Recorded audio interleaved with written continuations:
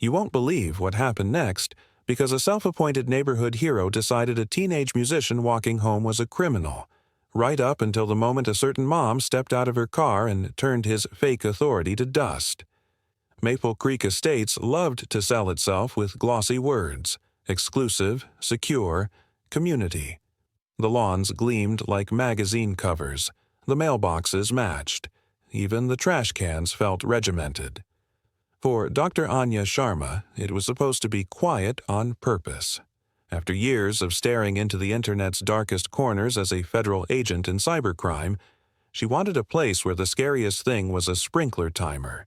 She'd already sacrificed too much. A husband lost downrange. A son raised with more caution than any kid deserves.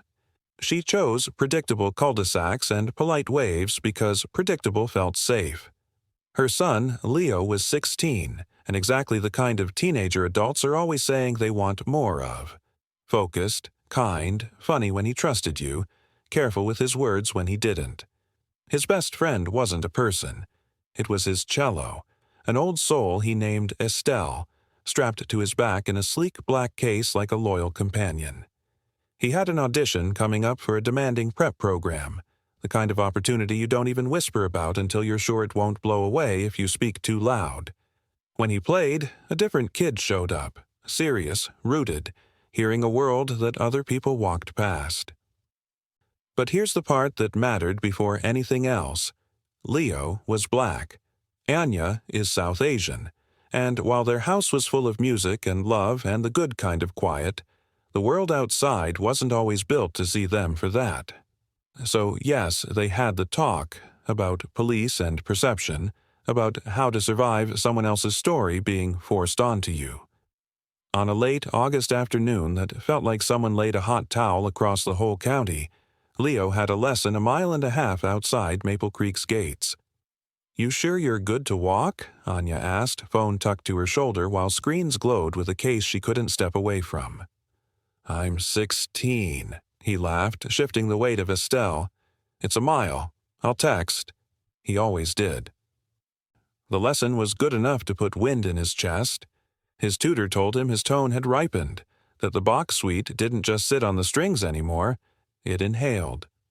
Leo left lighter than he arrived, the pavement radiating heat through his sneakers, the cicadas throwing a static soundtrack around him. Whispering, Pines Lane curved like a lazy ribbon. The gates were behind him. Home wasn't far. He nearly didn't notice the white Crown Vic sidling up beside him at a crawl. Nearly. The car was a retired police cruiser, paint a little too bright, light bar dark, broadcasting a whole identity it no longer had.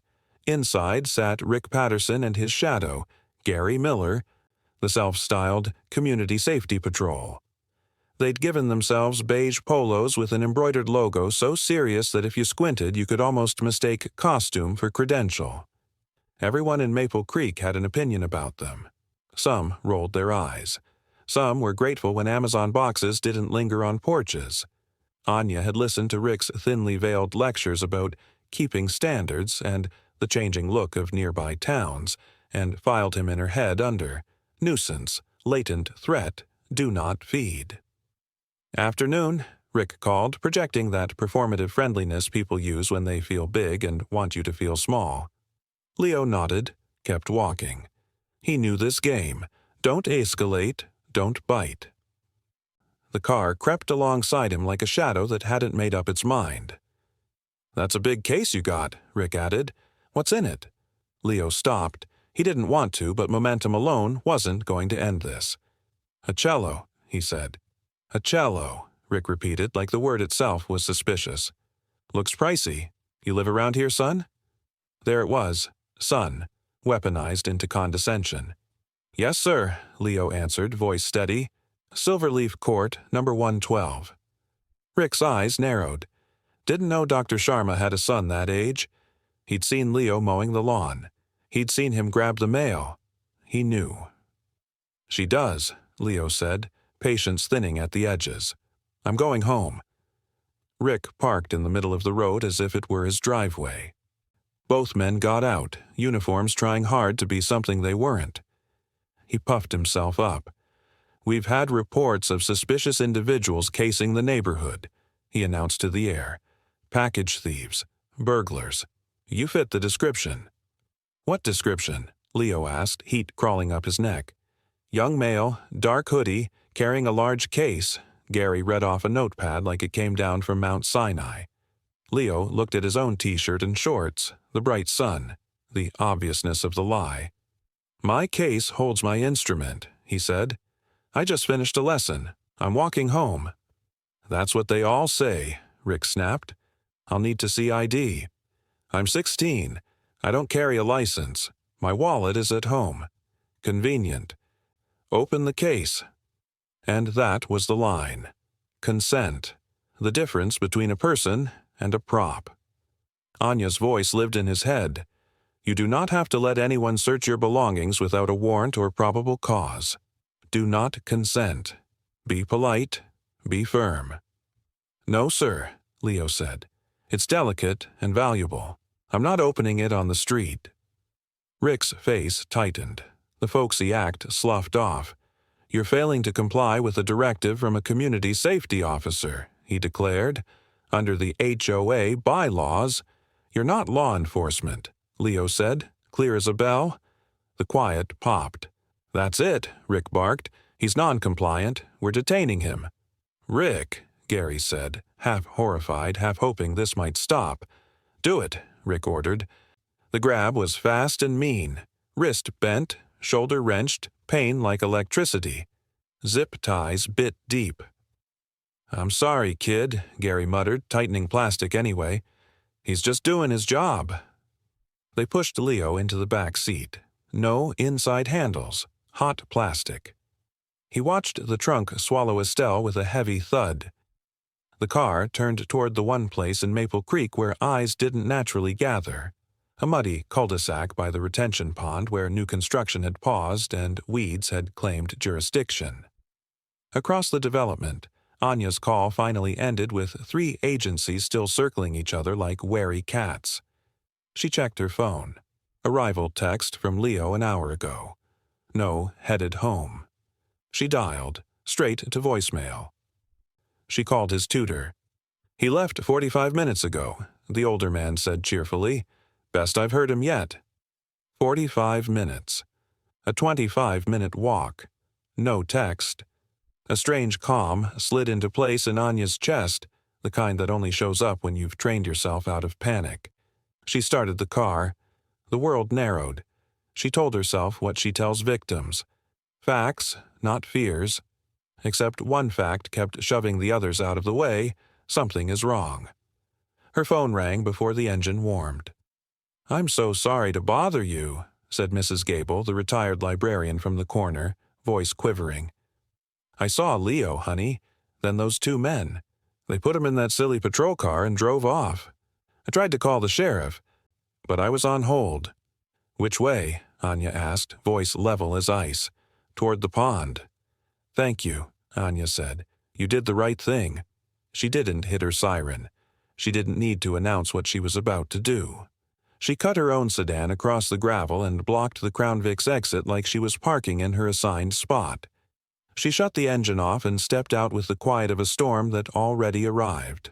Rick turned, annoyance sliding into something that looked like worry, then snapping back into swagger. "Dr. Sharma," he said with the practiced smirk of a man who lives for meetings where he holds the gavel. "Glad you're here. We had to detain your son." Anya didn't look at him. "Are you hurt?" she asked Leo, eyes on his face. "My wrists," he said. "I'm okay." The red grooves said otherwise. A tiny muscle jumped near her jaw. She turned, and Rick finally understood he had summoned the wrong kind of attention. Not a neighbor, not a ma'am. A professional predator who had just found the men who grabbed her child. "Richard Patterson," she said, voice almost gentle. "You have 5 seconds to cut those restraints off my son." "Ma'am, as head of..." "5. Now listen." 4. Gary's eyes darted between them. "Rick." 3. She didn't raise her voice. She didn't rush. She advanced with measured calm, and somehow that was louder than shouting. 2. Hands shaking, Rick fumbled out wire cutters. 1. The zip tie snapped. Leo brought his hands forward, pressing the indentations, moving to his mother's side. She laid an arm around his shoulders while never breaking eye contact with the men who'd laid hands on him. "Now," she said, "we're going to discuss jurisdiction. Under our bylaws, I have—" "You're going to stop saying bylaws," she cut in, voice like glass, "and you're going to listen. You, a private citizen, stopped a child committing no crime, questioned him without cause, attempted to search his private property after he lawfully refused, physically restrained him, and transported him against his will to a secluded area. You are not a police officer. You impersonated one. What you did has names in the criminal code." Gary's face drained to paper. "He fit the description," he said weakly. "We have our body cam." "Video?" Anya smiled without warmth. "Even better." She opened her wallet and let a small circle of metal and enamel speak for her. "Supervisory Special Agent Anya Sharma," she said. "You're both detained on suspicion of abduction, assault, and impersonating a public officer. Do not move." Rick's color vanished. This was the part where he finally realized the script wasn't his. She dialed. "This is Agent Sharma," she said. "Retention Pond Cul-de-sac, Maple Creek Estates. I need deputies on a felony kidnapping in progress. Suspects secure." The sirens came faint, then clearer, then undeniable. For Leo, they sounded like someone turning a light on. For Rick and Gary, like a door closing from the outside. 2 patrol cars slid to a stop. The veteran sergeant recognized the Crown Vic and looked tired in a way that said he'd had to have this talk before. They separated everyone. They took statements. They watched the body cam in the car, laptop balanced on a knee. The video was the prosecutor's dream and the defense attorney's ulcer. Calm kid, lawful refusal, zip tie hiss, trunk thud. The sergeant stepped out. Jaw set like concrete. "Richard," he said, "hands behind your back." Cuffs clicked. "Gary, same for you." And just like that, the throne of Maple Creek's safety patrol turned into a plastic bench in the back of a real cruiser. By night, the story had grown legs and taken off running. By morning, it had national momentum. The HOA board called an emergency meeting that scorched the paint off the clubhouse walls. A few of Rick's loudest fans tried out their lines about he cared when others didn't, and got drowned out by parents who wanted to know why a kid with an instrument wasn't safe to walk home. Mrs. Gable stood, hands clasped, and said the line that rearranged the room. "I saw it. It wasn't safety. It was cruelty." The board voted to remove Rick, disband the patrol, and issue a public apology. Maple Creek had always enforced lawn height. Suddenly, it had to enforce a conscience. An apology didn't erase the marks on Leo's wrists or the way he stared out windows now. He jumped at cars that slowed half a beat too long. He kept Estelle in her case, and the case latched. Anya found a therapist who understood teenagers and trauma and the physics of what happens when a place you thought was safe turns into the opposite. In one session, Leo finally said the quiet part out loud. "He looked at me like trash." It hung in the air, ugly and honest. "And if I'm not safe on my street—" He didn't finish the sentence. He didn't have to. The legal machine spun up with unusual speed, as if the county itself was embarrassed and wanted to correct the record.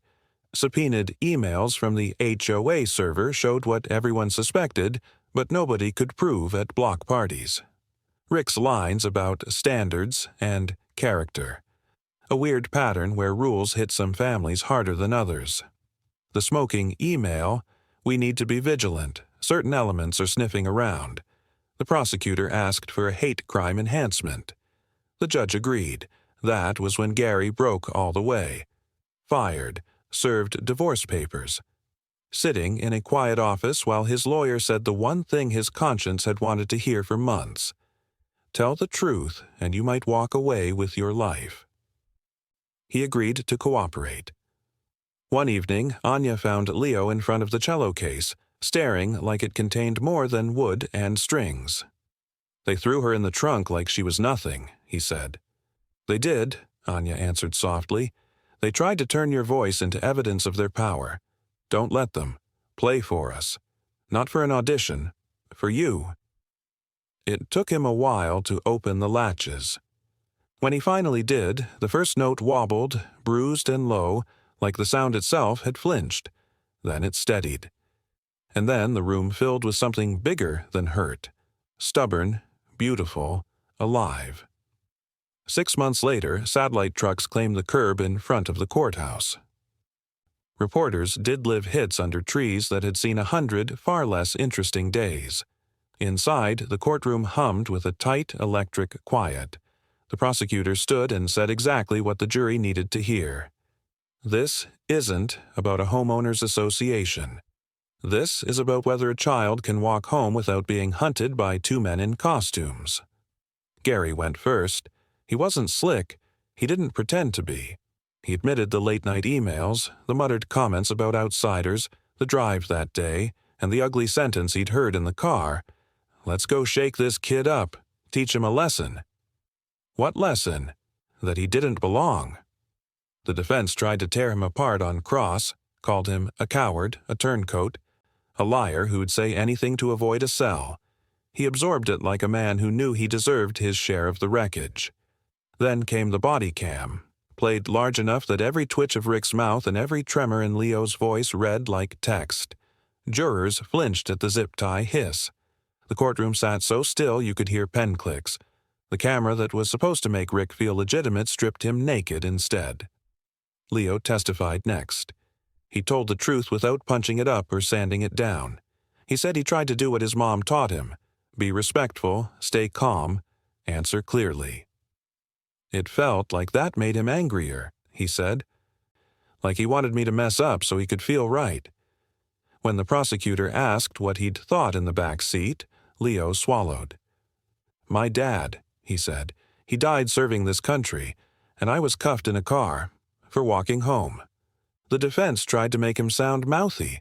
It only made them sound mean. Finally, Rick took the stand, sat up straight, and performed the version of himself he'd always wanted other people to applaud. Protector of property values, guardian of families, the brave one who acted when others hesitated. He lied easily at first. Then the cross-examination arrived like a careful storm. "Show us where the boy cursed at you," the prosecutor said, replaying the audio. Silence. "You wrote about certain elements," the prosecutor pressed. "You meant criminals." "Yes." "Or black neighbors." "I am not a racist," Rick exploded, the mask gone. "I was protecting this community from people like him, people who don't belong." The sentence echoed. The courtroom collectively exhaled. That was the confession he'd been rehearsing his whole life without meaning to. The jury didn't take long.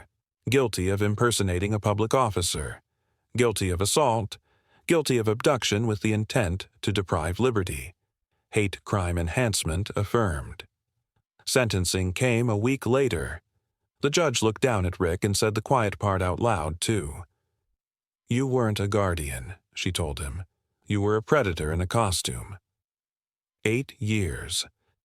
He shouted about appeals as the bailiffs guided him through a door that only opens one way. On the courthouse steps, cameras thrust forward. Anya put an arm around her son and spoke with the same calm that had carried her all the way from a blocked cul-de-sac to this blinking, public moment. "Today, the system worked," she said, "but it shouldn't have had to. This isn't just our victory. It's for every person who's had their dignity challenged by a stranger's fear. Your fear doesn't give you authority. Your prejudice doesn't give you power. And you don't get to turn a child walking home into your proof of heroism." Maple Creek learned some humility. The patrol vanished. The HOA apology landed in mailboxes alongside coupons and community newsletters. Some people moved, some stayed and tried to be better neighbors. Mrs. Gable's roses didn't care either way. They kept blooming. Proof that beauty doesn't need permission. Leo kept playing. At first his bow hand trembled, the sound skittering. Then something in his tone deepened, a weight that didn't crush him but anchored him. He still looked up when he heard a car slow on the street. He still sometimes paused at the top of the driveway like he was measuring the distance between where he stood and where he'd been taken. Healing isn't a light switch. It's a dimmer. It inches. And Rick? The empire he built on lawn citations and late-night emails didn't survive the first gust of real scrutiny. The crown was always plastic. The car was always a prop. The people who cheered the loudest for him went very quiet when the verdict came down. What remained was a lonely man in an orange jumpsuit, rehearsing a story about how he was the real victim, telling it to cinderblock walls that don't applaud. So, was 8 years enough? That's for you to weigh. What is the right price for a boy's fear in the back seat of a car? For the tightness in his mother's chest? For a neighborhood learning that safety without empathy turns into something ugly? Maybe the sentence was a start. Maybe the real sentence is the one communities pass on themselves. To watch each other better, to greet instead of glare, to trade suspicion for curiosity just once and see what happens. If this story lit a fire in you, if you felt the click when fake power met real accountability, talk to me. Drop your thoughts below. Do you think 8 years fits the harm? Would you have gone higher? Lower? And if you believe karma finally found the right address here, hit like, share this with someone who needs to see that costumes don't make kings, and make sure you're subscribed with notifications on, because there are more stories where justice doesn't just knock, it walks right through the front door.